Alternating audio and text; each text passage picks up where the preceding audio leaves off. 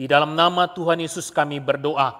Mari yang percaya katakan, amin. Sebelum kita duduk, boleh bilang kiri kanan, buka hatimu.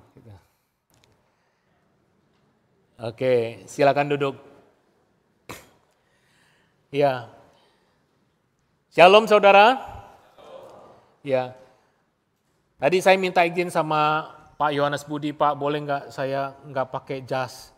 Karena tadi pagi pakai jas saya keringat basah, basah kuyup gitu ya. Karena berasa panas, jadi saya mohon maaf ya. Nggak pakai jas, biasa pakai jas ya. Nah terus satu lagi nih, saya juga bilang kalau saya khotbah sambil interaksi boleh nggak Pak gitu ya. Oh katanya boleh gitu ya. Boleh ya Bapak Ibu ya? Boleh interaksi ya? Oke. Hari ini topik yang diberikan kepada saya adalah, boleh tolong keluarin? Kedamaian dalam penyembahan, ya. Kedamaian dalam penyembahan, tadi lilin damai sudah dinyalakan, ya di dalam Tuhanlah ada kedamaian. Nah, kedamaian dan penyembahan. Nah, terus saya baca bagian firman Tuhan yang diberikan kepada saya dan saya menemukan sebuah judul. Judul hari ini adalah What Do You Treasure Most? Nah, karena kalau saya mau maju, saya nggak lihat. Boleh minta satu stand mic di sini, stand partitur begitu ya, oke. What do you treasure most? Apakah yang paling berharga bagi hidup kita semua? Kalau kita tanya ini kepada anak-anak kecil, kira-kira anak-anak kecil ya, bukan remaja nih. Kira-kira apakah yang paling berharga buat anak-anak kecil? Papi mami, kira-kira anak-anak kita paling berharga apa? Gadget, main, setuju. Gadget bagi mereka paling berharga. Pokoknya main, gak kepikiran mengenai terlalu jauh. Jadi repot ya kameranya ya. Biar kurusan Pak, gak apa-apa. Ya, maaf ya Pak Felix ya, saya dekat sama dia. Anak-anak gak punya waktu, nggak punya uang papa mamanya ada, punya tenaga, ya nggak punya uang. Ya pikirnya main aja. Udah remaja, nih katanya sebagai remaja pemuda, what do you treasure most? Kalau remaja, pemuda, apa yang paling berharga buat mereka? Halo? Gadget juga mungkin temen Pak, temen. Gadget pasti karena ya banyak, tapi kalau ada temen lebih berharga. Apalagi kalau udah punya pacar. Tanya aja dulu Pak Leon sama Ibu Fitri dulu waktu pacaran gimana. Betul ya? Terus ketika udah mulai kerja, pasangan muda, 40s, paling berharga apa? Kerja, pencapaian, kangtau, cuan. Kenapa? Demi anak istri, betul nggak? Jadi ketika udah berkeluarga, kurang punya waktu, tenaga masih ada, uang oke. Tapi korbanin kesehatan. Udah umur 50, ya saya udah hampir gocap nih. 2 hari lagi saya keseleo, uratnya kaki saya bergeser, krak, waduh. Saya pikir saya gini-giniin, malamnya bengkak. Aduh, hari Minggu, ini Jumat tuh, hari Minggu mau khotbah. Saya pikir nyetir ke Malang, bisa apa enggak, aduh saya udah kalut aja deh. Khotbah 2 kali, ntar nyetir lagi pulang gimana gitu. Udah umur 50. Yang dipikirin apa sekarang? Kesehatan. Ya, AI asu ya. Yang penting apa? Sehat. Ya, uang ada. Apalagi yang udah empty nest ya. Dia udah umur. Uang ada, tenaga ada, tenaga berkurang. Terus waktu banyak juga.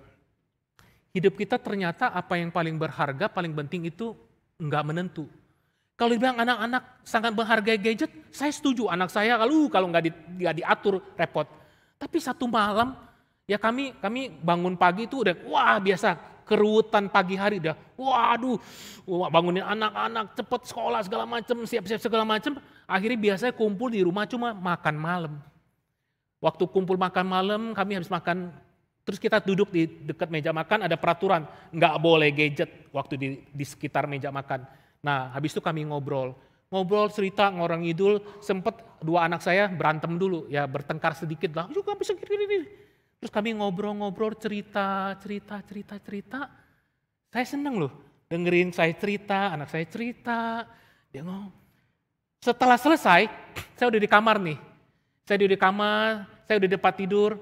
Anak saya yang umur 10, yang anak kedua itu datang sama saya. Dia pakai ngomong bahasa Inggris, dia bilang, actually Papa, do you know what? I love our conversation.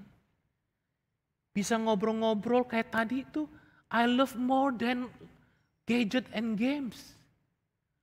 Hah? Dia bilang, aku sebenarnya lebih senang kumpul bisa ngomong sama papa mama bercerita dibandingkan gadget sama games. Oh gitu ya. Benar loh, coba deh anak-anak, bapak ibu coba deh. Saya pikir bukan cuma anak saya aja yang agak aneh kali ya. Tapi saya pikir semuanya gitu, ada relasi. Jadi bagi sebagian orang, boleh keluarin? Sebagian orang mungkin family itu menjadi segala-galanya, hal yang terpenting. Tapi kalaupun itu menjadi segala-galanya yang paling berharga dalam hidup, kita sadar juga yang paling berharga hidup suami kita, istri kita, anak kita, orang tua kita, nggak bisa selama-lamanya ada bersama dengan kita. Satu hari entah siapa yang akan pergi duluan. Lalu apa yang paling berharga? Nah hari inilah, pada pagi hari ini kita akan belajar. Sebenarnya apa yang paling berharga dalam kehidupan kita, itu akan menentukan, lanjutkan. Apa yang paling berharga dalam kehidupan kita ini ya tadi itu ada achievement, family, faith, safety, time, health, freedom, asset, ini berbagai sumber ya. Jadi statistik ini dari berbagai sumber, makanya saudara lihat angka-angkanya agak beda. Nah, kenapa kita perlu tahu apa yang paling berharga dalam kehidupan kita? Karena apa yang paling berharga dalam kehidupan kita akan menjadi fokus perhatian, pencarian, dan perjuangan kita. Kesanalah waktu, energi, uang, emosi terbanyak kita akan dicurahkan, dan secara sadar atau tidak, jangan-jangan itu yang kita sembah. Gitu tuh. Kita nggak pernah pikirkan kita sembah anak kita, nggak mungkin. Kita nggak pikir bahwa kita menyembah uang, enggak, kita orang Kristen. Kita nggak berpikir bahwa yang kita sembah adalah kenyamanan, enggak. Tapi tanpa sadar semua fokus kita ke arah sana, apa yang kita khawatirin tentang ini, apa yang membuat kita menguras seluruh pikiran tenaga kita yang hal ini. Nah itulah jangan-jangan itu yang kita sembah. Itu sebabnya pada pagi hari kita mau belajar sama-sama dengan terbuka hati, mengizinkan Tuhan melihat sebenarnya selama ini apakah yang paling berharga bagi kita. Kita akan belajar dari 3 tokoh Alkitab di dalam Matius 2 ayat 1 sampai 12. Tolong keluarin. Mari kalau saudara bawa Alkitabnya bisa buka. Matius 2 ayat 1 sampai 12. Saya akan ajak kita baca bergantian. Ayat 1 saya, 2 saudara-saudara seterusnya. Sesudah Yesus dilahirkan di Bethlehem di tanah Yudea, pada zaman Herodes, datanglah orang-orang Majus dari timur ke Yerusalem.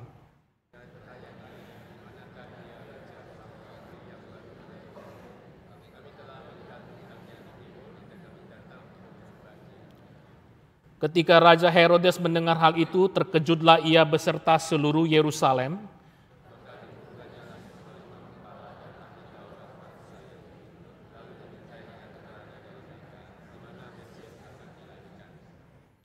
Mereka berkata kepadanya, di Bethlehem di tanah Yudea, karena demikianlah ada tertulis dalam kitab Nabi.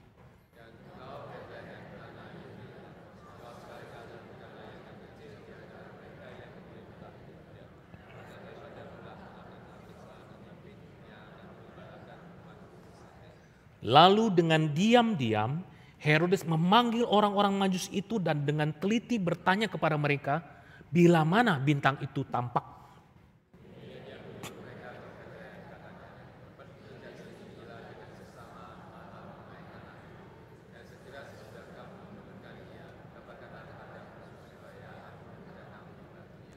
Ayat 9, setelah mendengar kata-kata raja itu berangkatlah mereka.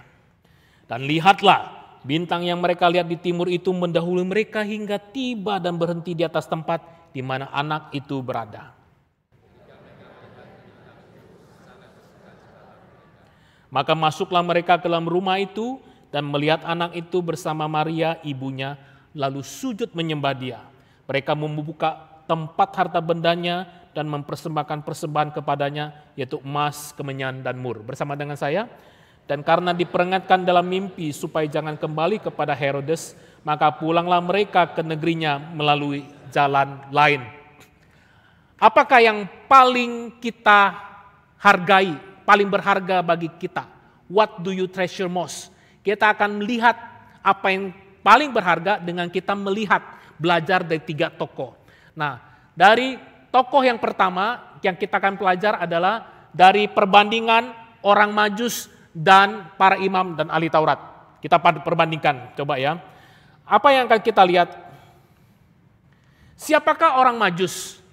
Alkitab berkata, orang Majus adalah orang dari timur. Nah, ceritanya kan ini Yerusalem, Bethlehem, di tanah Yudea, Israel. Nah, orang dari timur itu, timur ke atas gitu ya, itu adalah orang dari Persia atau Babilonia. Siapa orang-orang Majus ini? Kenal orang bijak. Mereka ini ahli perbintangan dan nubuatan kuno. Jadi mereka mendengar angkat lahir apa gitu ya. Mereka tuh ahli. Kalau lihat bintang mereka bisa lihat ini artinya apa gitu. Mereka ini karena bijaknya mereka jadi penasihat raja. Kalau zaman ini mereka juga dianggap sebagai kaum pendeta gitu. Kaum pendetanya agama-agama waktu itu.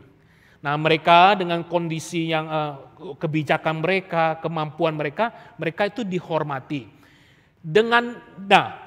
Mereka kemungkinan juga dengar nubuatan tentang lahirnya Mesias, raja orang Yahudi yang akan menolong Yahudi, yang membuat bangsa Yahudi besar. Dari mana mereka dengar? Ingat saudara, ketika bangsa Israel terpecah, terus mereka kemudian jatuh bangsa Israel, Tuhan menyerahkan bangsa Israel ke berbagai daerah. Nah, termasuk kebanyakan itu dibawa ditawan ke Persia. Jadi kenapa orang-orang Persia, orang Majus tahu? Karena orang-orang Yahudi ada di sekitarnya gitu. Nah, ini orang Majus. Orang Majus orang yang pintar, orang yang dihormati, status sosialnya tinggi, kemungkinan juga punya uang. Kenapa kita lihat harta mereka nanti? Nah, para imam bagaimana? Para imam tentunya orang Yahudi. Ya, mereka pemimpin agama tahu banyak tentang kitab suci. Tahu sekali tentang kitab suci. Nah, kalau kita baca bagian-bagian perjanjian baru kita tahu mereka tuh orang yang pengen dihormati. Cari muka, pengen dihargai, show off gitu ya. Sering flexing supaya dilihat orang, wah dianggap rohani sehingga orang hormati. Kira-kira begitu. Lanjut. Nah, mereka tahu benar tentang nubuatan kedatangan Mesias. Nah, sebagai ahli Taurat tahu tuh ratusan nubuatan akan kelahiran Mesias Juru Selamat. Mereka tahu, termasuk tahu nanti Mesias itu akan lahir di mana mereka tahu. Makanya ketika ditanya Raja Herodes, kira-kira seperti di mana akan lahir? Mereka bisa kasih tahu di Bethlehem, begitu. Nah, ini loh perbandingan orang Majus sama imam ahli Taurat. Tapi respon mereka berbeda. Kenapa? Kita akan lihat bahwa apa yang paling berharga bagi mereka berbeda. Next. Kita lihat ya. Lanjut. Orang Majus ketika mereka sudah melihat bintang di timur, waktu mereka di timur mereka melihat bintang ada di barat, mereka berkata gini, pasti ada sesuatu nih. Ya, pasti ada sesuatu.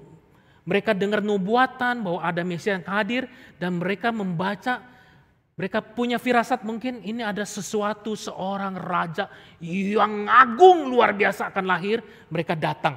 Nah, kita berkata, mereka datang ke Yerusalem, dia bertanya, di manakah dia? Di manakah dia raja orang Yahudi yang baru dilahirkan itu? Kenapa orang-orang Majus kok datang ke Yerusalem? Karena istana raja ada Di Yerusalem, istana Raja Herodes. Barangkali dia pikir anaknya raja itu loh. Padahal enggak. Di manakah dia raja orang Yahudi baru dilahirkan itu? Kami telah melihat bintangnya di timur dan kami datang untuk menyembah dia. Saudara, ya, kami datang untuk menyembah dia. Bukan orang Yahudi, orang Persia, ya, enggak ada hubungan, tapi datang untuk menyembah raja orang Yahudi. Kira-kira apa yang paling berharga bagi mereka? Simpen dulu ya. Nah, bagaimana dengan para imam dan ahli Taurat? Ketika ditanya sama Herodes, kamu tahu nggak di mana raja orang Yahudi, pemimpin atau Mesias yang akan lahir itu yang dicari sama orang Majus. Mereka bilang begini, di Bethlehem, di tanah Yehuda, karena demikian ada tertulis di kitab Nabi. Lihat tuh, orang-orang imam ahli Taurat tuh tahu sekali tentang kitab suci. Dan engkau Bethlehem tanah Yehuda, engkau sekali-sekali bukanlah yang terkecil di antara mereka yang memerintah Yehuda. Karena daripadamulah akan bangkit seorang pemimpin yang akan menggembalakan umatku Israel. Saudara perhatiin, mereka tahu sekali kitab suci. Mereka bisa langsung quote, bisa langsung kutip ayat firman Tuhan. Nah, tapi ada perbedaan yang besar. Respon mereka dengan pengetahuan, ya. Nah, kita lihat orang Majus, apa yang terjadi? Mereka kan lihat bintang. Ketika lihat bintang yang tidak biasanya, ya, bintang, mereka kan ahli bintang, bisa melihat apa?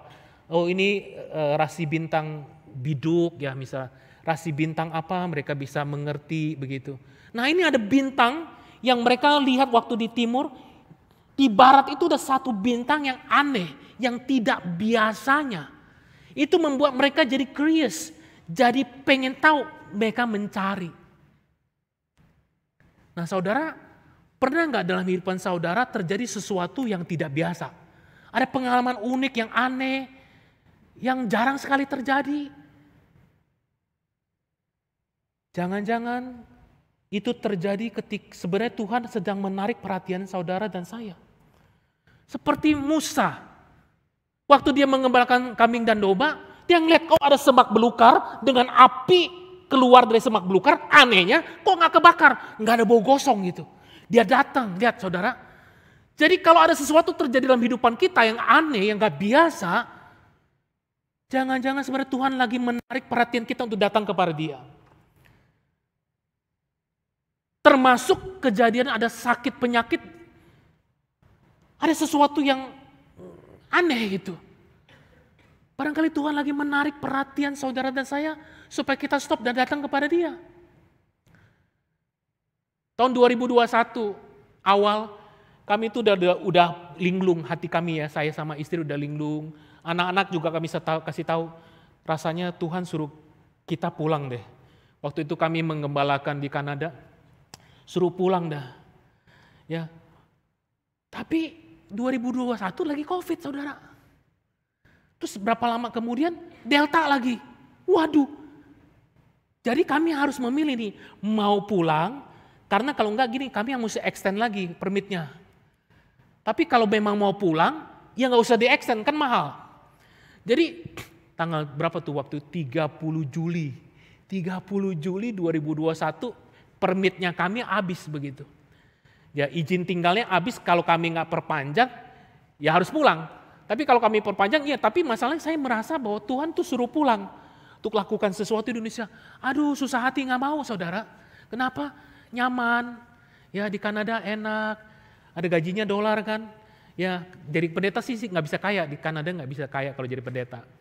Tapi cukup buat jalan-jalan, pulang ke Indonesia setahun sekali juga masih bisa lah kira-kira kayak gitu ya. Jadi punyalah asuransi kesehatan gratis. Ya, istri saya 3 kali operasi di Kanada tuh selama 10 tahun. Ya, terjamin dan sebagainya. Terus saya mikir masa depan anak. Terus waktu kami gumul mau pulang Indonesia, orang-orang bilang, gila lu mau pulang. Orang-orang dari Indonesia bawa anak ke luar negeri sekolah, lu bawa pulang. Jadi, waduh, bingung hati gimana secara logika. Bingung sekali. Nah di tengah-tengah bingungnya itu, kami pergi ke toko buku bekas di dekat rumah kami. Nah, toko buku Kristen, jadi buku yang $20 bisa dapat cuma $3 gitu. Kami pergi cari-cari buku, saya cari-cari buku. Setelah selesai pergi ke kasir, ada 3 bule. 3 bulenya orang naik Harley Davidson pakai jaket kulit, pakai jaket jeans yang nggak ada tampang lah, rambut gondrong. Ya mereka lagi bayar juga di situ dan saya lagi bayar di sini sama istri saya. 3 orang ini udah selesai. Yang satu datang sama saya. Excuse me katanya, permisi. Pegang $50. I want give this to you. Aku mau kasih kamu. Saya sama istri bingung loh.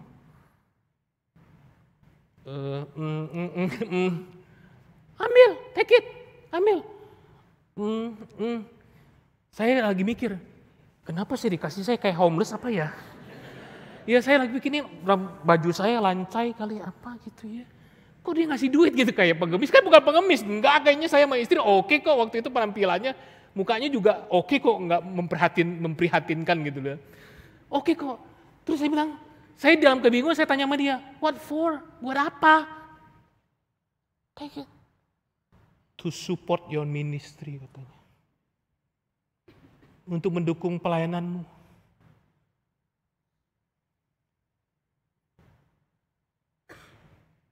Saya nggak ngerti itu. Ini kan kejadian aneh. Kok bisa random people tuh? Saya selama di Kanada nggak pernah tuh ada orang tiba-tiba $50. $50 kasih. Kalau $5 saya nggak mau sih, malu. $50. $50 oke juga buat makan gitu. Ketika saya bawa pulang, terus sorenya kita telepon sama teman saya bilang gini, itu pasti malaikat yang Tuhan kirim. Malam itu sebelum tidur saya ngerenung, saya sama istri sama anak-anak, ya kan, anak-anak tahu ya, anak-anak lagi ikut juga. Sepertinya Tuhan bilang, jangan takut. Aku bisa lakukan apa saja. Aku bisa kirim random people to support you. Kalau ada sesuatu yang aneh terjadi dalam hidup pun saudara dan saya, jangan-jangan Tuhan lagi sedang tarik perhatianmu dan aku untuk datang kepada Dia. Untuk boleh datang kepada pimpinannya. Ada bintang, ada semak belukar, ada $50 itu. Entah ada apa yang sedang terjadi dalam kehidupan saudara. Jangan-jangan Tuhan lagi tarik perhatian kita untuk datang kepada Dia. Ada amin saudara? Lanjut ya. Mereka lihat bintang di timur, datang mencari. Saudara tahu berapa jauh perjalanan dari Persia ke Yerusalem? Itu sekitar 1.200 atau 1.000 sampai 1.500, tergantung Persia cukup besar, tergantung daerah mana. Jadi kalau jalan itu berbulan-bulan. Saya pernah pergi ke pedalaman Kalimantan, saudara. Ya, perginya naik pesawat MAF.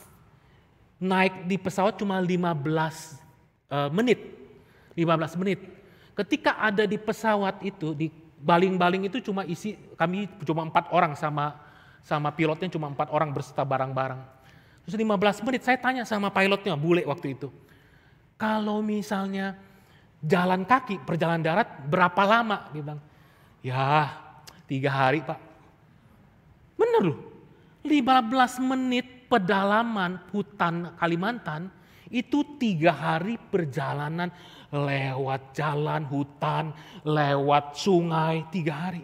Saya nggak tahu waktu itu persisnya ribuan tahun lalu Persia ke Yerusalem itu ya jarak langsungnya sih 1.200 sampai 1.500, tapi butuh berapa bulan kita nggak tahu.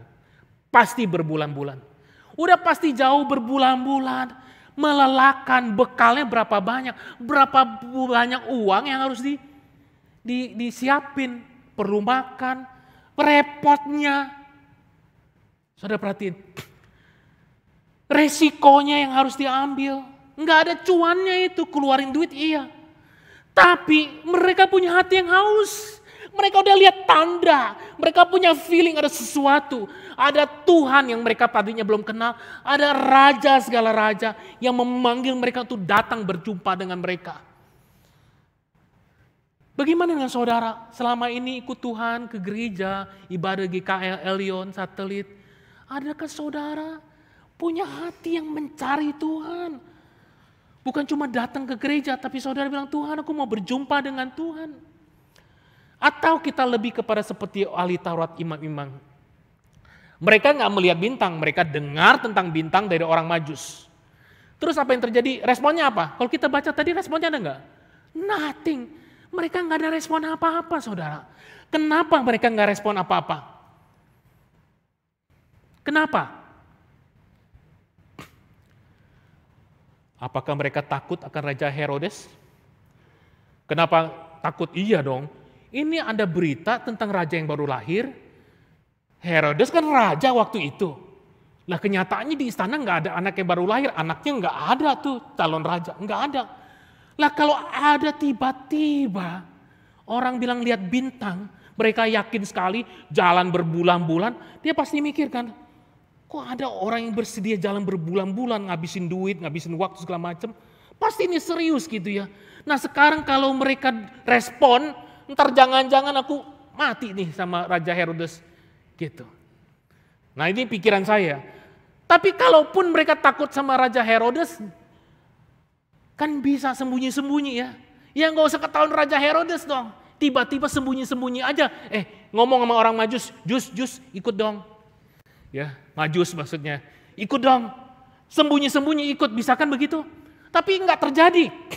Jadi kemungkinan apa? Kemungkinan mereka acuh. Kemungkinan apa? Mereka anggap remeh orang Majus. Kenapa orang Yahudi waktu itu pemimpin agama merasa mereka paling rohani, paling tahu, paling dekat sama Tuhan, paling dipercaya sama Tuhan. Pengetahuan mereka tentang kitab suci luar biasa. Siapa mereka yang berani bilang bintang itu menunjukkan Yesus lahir? Kami tahu teorinya. Saudaraku, pengetahuan baik sekali. Tapi pengetahuan saja nggak cukup. Pengetahuan tanpa iman itu sia-sia. Perlu langkah iman.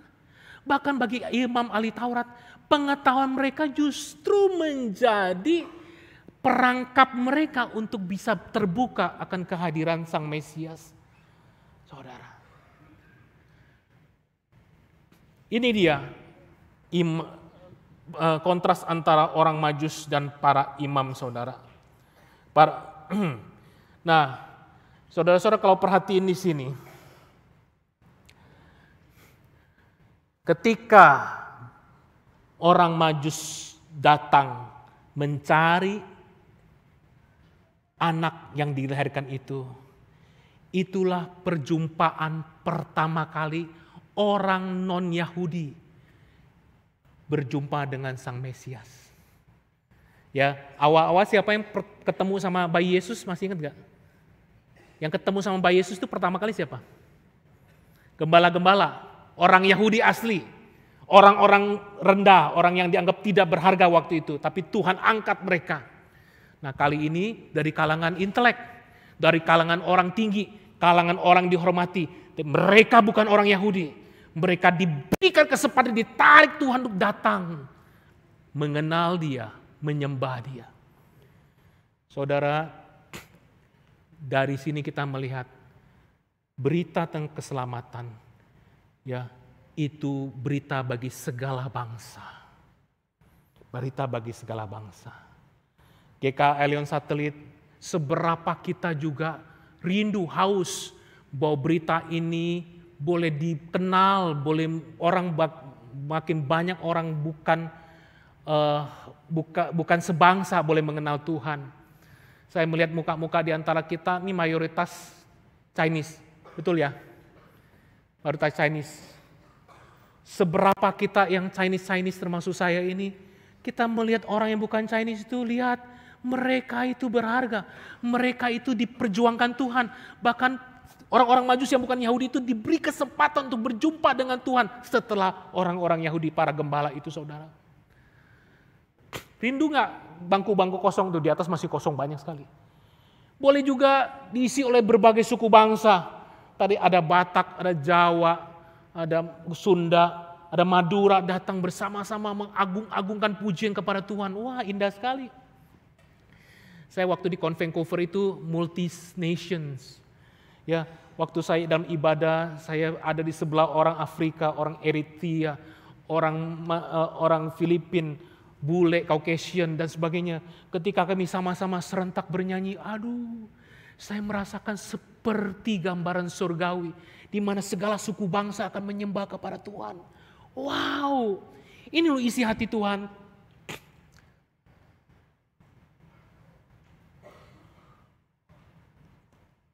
Apa yang paling berharga bagi hidupmu? Bagi orang Majus, Tuhan, Raja segala orang. Dia datang untuk cari Raja orang Yahudi. Tapi ketika dia datang, dia bertemu Raja segala Raja. Orang ahli Taurat, para imam, mereka tahu teori. Tapi hati mereka tidak terbuka, pikiran mereka tidak terbuka. Mereka do nothing. Itu yang pertama. Saudara, sampai bagian ini saya ingat akan pengalaman saya berjumpa dengan seorang ibu. Next. Ya, berapa bulan lalu saya ada pelayanan di Bali dan saya bertemu dengan seorang ibu namanya Ibu Ayu. Mana Ibu Ayu? Ya. Ya. Ini enggak kebetulan, Bu.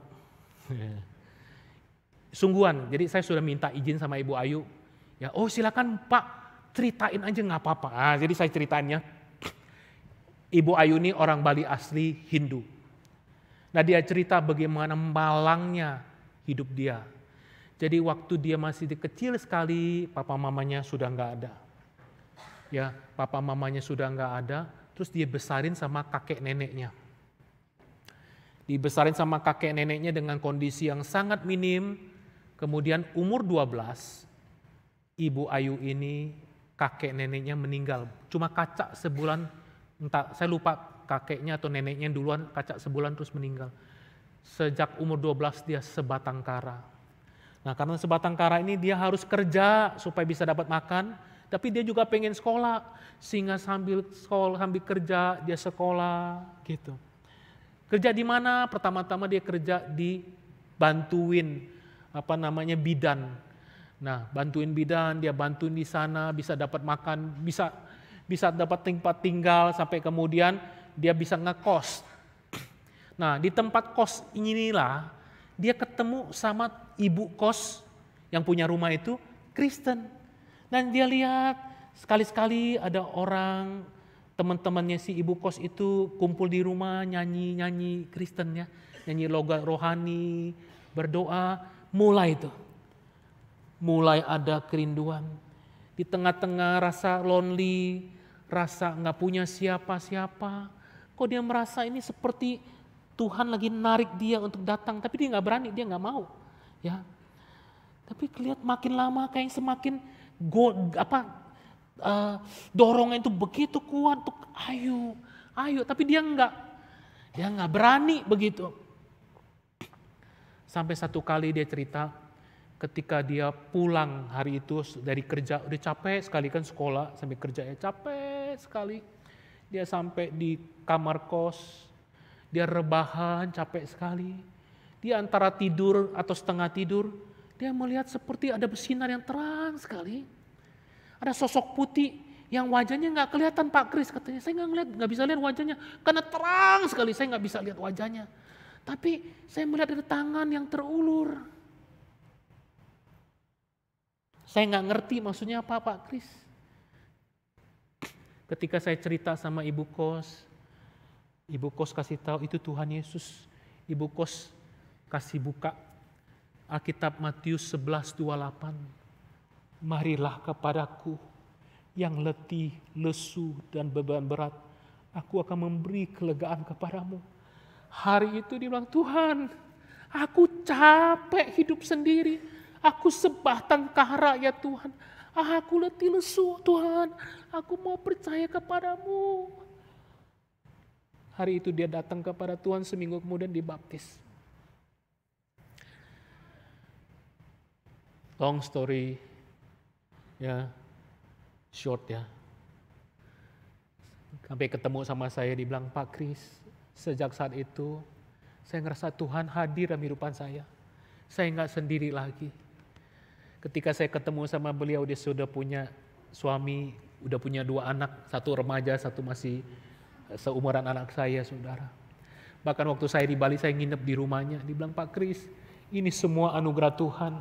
Saya dapat cuma-cuma dari Tuhan. Tuhan tolong saya. Di rumahnya yang dia bangun tuh dia persilakan karena dia belum tinggal ya. Dia sekarang menjadi pemimpin panti asuhan. Ya, saya belum pakai Pak Kris. Jadi kalau ke rumah ini kapan ada pendeta datang nginep saja di rumah ini. Khusus boleh menolong para pendeta yang hadir. Saya melihat, wow, luar biasa sekali, saudara. Kenapa? Panggilan Tuhan bertemu dengan kerinduan. Disitulah damai sejahtera, saudara. Disitulah ada sukacita sejati. Orang Majus yang paling berharga apa? Bukanlah pengetahuan, tapi Tuhan. Yang kedua, sekarang kita akan perbandingkan orang Majus dengan Raja Herodes. Ya, orang Majus sama Raja Herodes. Siapa Raja Herodes ini? Raja Herodes ini beda sama Raja Herodes di zaman nanti Tuhan Yesus mati. Beda ya. Jadi ini bapaknya Raja Herodes dari yang nanti Tuhan Yesus mati di kayu salib. Next. Ya. Nah, Herodes yang ini disebut dengan Herodes Agung. Dia lahir sekitar tahun 73-72 sebelum Masehi. Nah, dia ini pembangun yang handal. Dia inilah yang membangun bait suci pada zaman Tuhan Yesus. Itu bait suci dia yang bangun tuh. Kenapa dia bangun? Karena dia mau curi hati, mau mendapat dukungan dari orang-orang Yahudi. Kenapa? Karena dia sendiri sebenarnya bukan orang Israel, bukan orang Israel asli.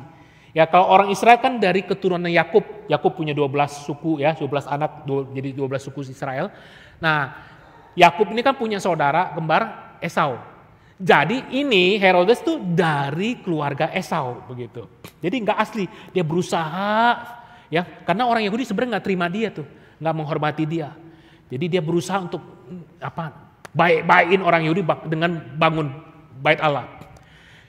Apa yang paling dicari Herodes Agung? Apa yang paling berharga bagi hidup dia? Kita bisa lihat ya, yang paling berharga dia adalah tahta, status, power. Yang paling berharga adalah kemapanan. Kita tahu dari mana? Kita tahu dari catatan sejarah. Sejarah mencatat bahwa demi tahta dia rela bunuh istrinya, bahkan beberapa anaknya, enggak semua anaknya. Karena nanti ada anaknya yang akan teruskan dia jadi raja. Jadi bunuh beberapa anaknya dan istrinya. Kenapa? Karena dia takut istri dan anak-anak yang akan mengadakan kudeta. Saudara bayangin, inilah raja yang ada pada waktu Tuhan Yesus hadir. Waktu Tuhan Yesus lahir. Bagaimana dengan orang Majus? Lanjut. Waktu mereka datang sampai di Yerusalem, mereka bilang, di manakah dia, raja orang Yahudi yang baru dilahirkan itu? Kami telah melihat bintang di timur dan kami datang untuk menyembah. Saudara bisa lihat perbandingannya. Datang dari jauh untuk menyembah. Bukan orang Yahudi. Mereka juga orang yang terpelajar, orang bijak, orang yang tinggi posisinya. Tapi mereka kami datang untuk menyembah dia. Lanjut, kita lihat perbedaannya lagi.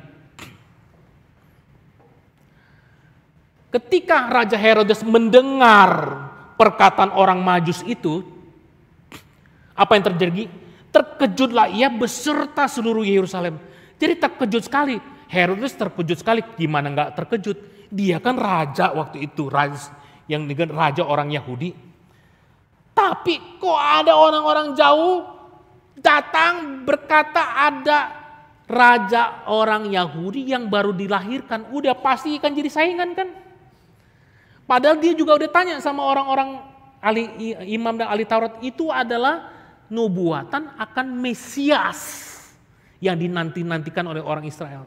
Saudara perhatiin ya. Dia terkejut ini bukan terkejut, sedang bukan. Terkejutnya terkejut trouble, disturb, tergoncang gitu. Waduh, gelisah. Akibatnya apa? Dia minta keterangan para imam dan ahli Taurat, kumpulin, tanya, terus interogasi orang Majus, kapan tuh? Bintang yang kamu lihat kapan munculnya? Kira-kira 2 tahun. Kemungkinan bukan 2 tahun, mungkin setahun atau berapa bulan lalu, tapi karena ekstrim si Herodes ini, supaya make sure semua nanti bayi-bayi itu akan musnah, dia ambil aja tinggi 2 tahun, kira-kira mungkin. Dia buat trik seakan-akan dia mau menyembah. Ya, nanti kalau kamu sampai pergi ke Yerusalem sampai ketemu, kasih tahu saya pun akan datang menyembah dia. Itu triknya dia. Ya. Itu Herodes. Bagaimana dengan orang Majus? Lanjut. Orang Majus ketika mendengar perkataan para imam ahli Taurat, Mesias akan dilahirkan di Bethlehem, apa yang mereka lakukan? Mereka pergi ke Bethlehem. Mereka pergi ke Bethlehem. Nah, saudara perhatiin, ketika mereka berjalan, baru saja berjalan menuju ke Bethlehem, apa yang terjadi? Dan lihatlah, bintang yang mereka lihat di timur. Nah, saudara perhatiin, bintang yang mereka lihat di timur, setelah dilihat, udah kagak ada.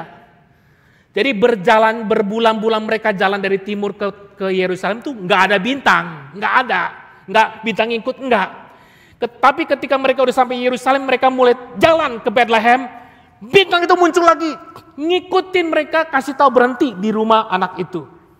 Nah, di sini perhatiin anaknya bukan bayi lagi ya, anak karena Yesus sudah lebih daripada baru lahir. Jadi bukan lagi di palungan, tapi sudah di rumah. Ketika mereka melihat bintang itu sangat bersukacitalah mereka. Saudara, mereka berjalan dengan iman dari timur, menempuh 1000-an kilometer, menghabiskan berbagai resources mereka.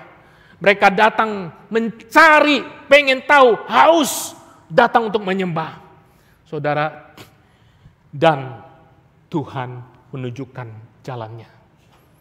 Saudara, kalau Tuhan tarik perhatian kita, Tuhan kita suruh kita lakukan sesuatu, walaupun mungkin itu nggak populer, walaupun itu kayaknya nggak mengenakan, kayaknya susah, tapi ketika kita mau taat sama kehendak Tuhan, apa yang terjadi?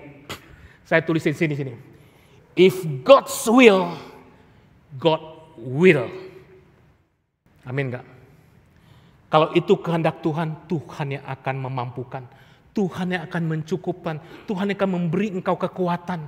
Hanya saja mau gak kita taat sama Dia. Mencari Dia, berserah sama Dia. Disitulah kedamaian sejati, saudara. Lanjut. Orang Majus akhirnya berjumpa dengan Yesus. Mari sama-sama kita baca ini 1, 2, 3.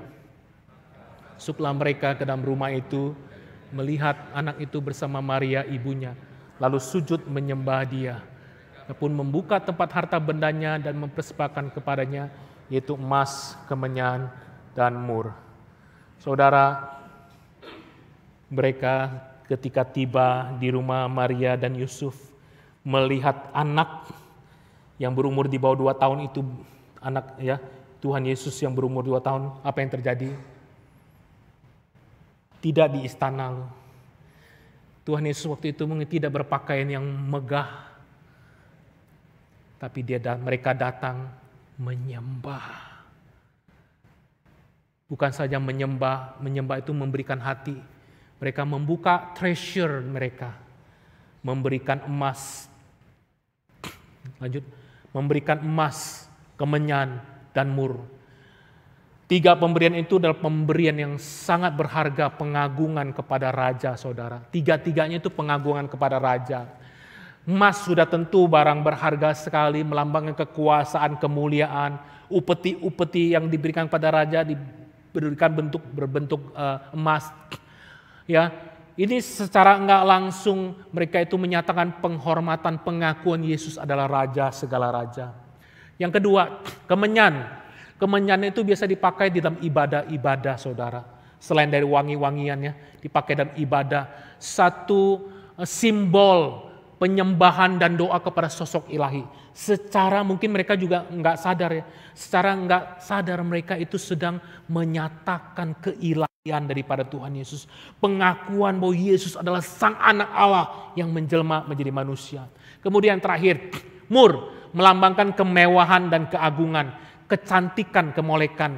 Mur di dalam zaman Alkitab dipakai untuk wewangian. Ratu Esther ketika mau bertemu dengan raja, Ratu Esther ya, itu dikatakan dimandikan, dilumuri mur. Jadi barang yang sangat mewah yang dipakai cuma oleh orang-orang yang sangat punya uang, sangat terhormat, mur. Nah, itu lambang. Tapi di Alkitab juga kita melihat mur dipakai juga untuk apa? Untuk mengawetkan atau memberikan haruman bagi jenazah, saudara. Secara nggak sadar, pemberian daripada Majus berupa mur itu menunjukkan sebuah nubuatan bahwa raja segala raja, anak Allah yang datang menjelma menjadi manusia itu juga adalah Mesias yang akan mati di kayu salib, mati menebus dosa manusia, berkorban untuk menebus dosa saudara dan saya, saudara. Raja Herodes menolak karena yang dia treasure, yang paling berharga adalah tahta, kemewahan, power. Tapi orang Majus di dalam segala situasi status mereka yang terhormat, mereka sadar mereka butuh juru selamat. Mereka butuh Tuhan. Mereka datang, saudara. Bagaimana saudara dengan saya saat ini? Kita lebih kepada seperti orang Majus apa seperti ahli Taurat? Kita lebih seperti orang Majus atau seperti Raja Herodes? Nah, next. Lanjut saja. Ya, lanjut saja. Lanjut. Ya, saya share sedikit deh ya. Ini gambar kami waktu kami masih di Kanada. Sengaja saya pilih gambar ini karena kejadiannya di sana gitu. Jadi setelah saya lulus dari seminari, saya kembali ke gereja asal di Jakarta melayani. Terus akhirnya setelah melayani berapa tahun saya menikah. Yang saya tahu adalah hidupku buat Tuhan. Saya sudah serahkan diri, dipanggil jadi hamba Tuhan, saya serahkan diri. Ya, sebagai hamba Tuhan yang muda, bersemangat sekali ya, bersemangat buat Tuhan. Bangun pagi-pagi, apalagi pelayan anak muda sampai jam 12 malam kadang-kadang gitu, sampai jam 12 malam, nggak apa-apa, masih kuat gitu. Semuanya buat Tuhan. Nah, kemudian tahun 2012 kami Tuhan panggil melayani di Kanada. Nah di Kanada tuh hamba Tuhannya sendirian doang, ya cuma saya sama istri begitu. Jadi nggak kayak gini rame-rame ya. Ya bersyukur GKI ini punya beberapa hamba Tuhan ya, bisa sama-sama mendukung. Kami nggak bisa tuh. Ya gereja nggak cukup kuat untuk bisa mendukung lebih dari satu hamba Tuhan. Jadi sendirian, khotbah dari 52 minggu saya bisa khotbah lebih dari 40 kali satu tahun tuh. Khotbah di kebaktian umum, khotbah di lansia, khotbah di pasutri, di kebaktian doa, di remaja kadang-kadang disuruh ngajar sekolah minggu. Istri saya kalau nggak ada guru sekolah minggu yang nggak datang dia ngajar, nggak ada yang masak dia masak. Saya jadi sopir, jadi koster gereja, semuanya lengkap A sampai Z gitu. Nggak apa-apa, kuat buat Tuhan. Gitu. Kira-kira begitu. Waktu kami ke situ masih 30-an. Pikir saya buat Tuhan, saudara. Tapi apa yang terjadi? Mulai tanda bintang terjadi. Di gereja mulai ada gejolak. Mulai konflik gitu, ada berapa orang keluar termasuk mantan majelis. Itu kayak wake up call. Ada apa nih? Ini ada hal yang tidak biasa terjadi seperti bintang yang tidak biasa terjadi. Ada apa nih? Saya tetap merasa enggak apa-apa bayar harga pikul salib. Tapi ketika yang berteriak itu adalah istri saya mulai kami konflik terus suami istri ya. Waktu di retret Elion kemarin saya sempat cerita ya, ribut terus. Saya merasa kurang apa sih? Saya merasakan saya lakukan semua buat Tuhan. Istri sama anak harus ngerti dong. Kita ini melayani Tuhan. Anak harus ngerti dong. Lama-lama istri saya punya jadi gejala depresi. Lama-lama istri bilang, kamu ini menikah sama saya atau sama pelayanan sih?